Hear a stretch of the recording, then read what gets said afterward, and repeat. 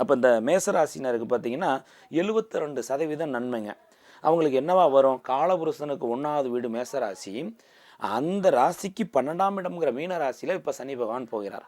அப்போ ஒரு காரியத்தை ஒன்றுக்கு மேற்பட்ட தடவை அலையிறது, வெட்டி அலைச்சல், அல்லனா அதுக்கு மெனக்கிடுறது, அதனால் மன உளைச்சல், அப்போ அவர்களுக்கு உடல் ரீதியான சோர்வு, உடல் ரீதியான டயர்ட், அதுதான் அங்கே கொடுக்க போகிறாருங்க.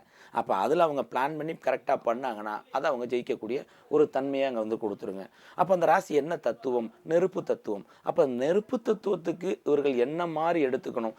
அப்போ சனி பகவான் நிற்கிறது எங்கே நிற்கிறாரு? நீர் ராசியில் நிற்கிறாருங்க. இந்த ஜாதகத்துக்கு 12. அப்போ பாதம், கால் சம்மந்தப்பட்ட செருப்பு வாங்கி கொடுக்கறது, எண்ணெய் வாங்கி கொடுக்கறது, தீபம் போடுறது, அதே மாதிரி அது நீர் ராசிங்கிறதுனால கோவிலில் வரக்கூடிய தூமுக தீர்த்தத்தை எடுத்து இவங்க தெளிச்சிக்கிறது.